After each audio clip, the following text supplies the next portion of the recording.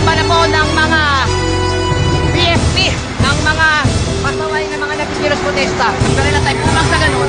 Kapag may binabato ay hindi lumulusot ng mga bato.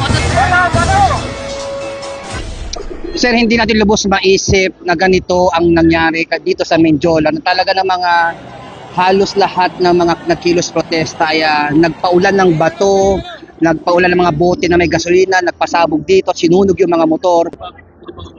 Actually, nalulungkot tayo dahil sa mga pangyayaring ito. Pero just the same, ay maintain natin yung maximum tolerance na pinapahiran natin. At tuloy-tuloy yung pagbabantay natin dito hanggang sa humupa at magsiuwian po. Sir, marami din po tayong mga kapulisan na talaga naman nagtamo ng maraming sugat, tinamaan sa ulo, sa paa, nasabugan ng bote na may apoy. Ano po to, sir? Ako ay, of course, nalulungkot dahil kagaya ko, nasaktan din ako, tinamaan ako ng bato kanina. Yun nga lang, nasalag nung isang pulis natin, yung pumunta sa akin ng bato.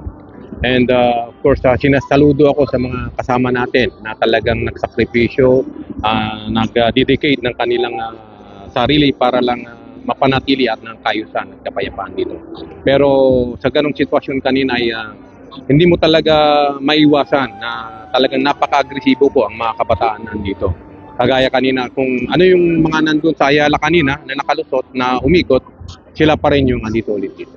Sir, marami din tayong mga nahuli na lagpas na ng 70 na mga nagpasimuno sa mga panggugulo kayo na, sir.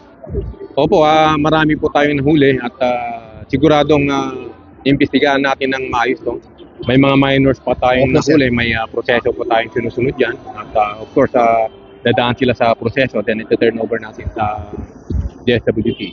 Yung hindi naman minors ay sasampahan po natin ng kaukulang kaso. Kasama na rin po yung mga kanilang leaders na identify natin at organizers. Unang-una, pinahanga ako ng tropa ng RMFB sa kanilang pasensya, no? At pag-exercise ang maximum tolerance. Bagkus gano'n na nga ang nangyari at ang kagulo, nanatili pa rin ang bayan natin, tulad nga na sabi natin, hindi kalaban ang pulis.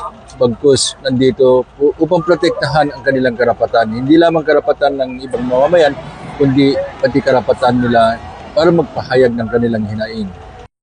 Lilingkod sa bawat Pilipino at magbibigay ng tamang impormasyon para sa tahimik at maayos na Pilipinas. Police News Network, alagad ng batas, tagapagtaguyod ng balitang pulis, sandigan ng mamamayan, patnubay ng katotohanan.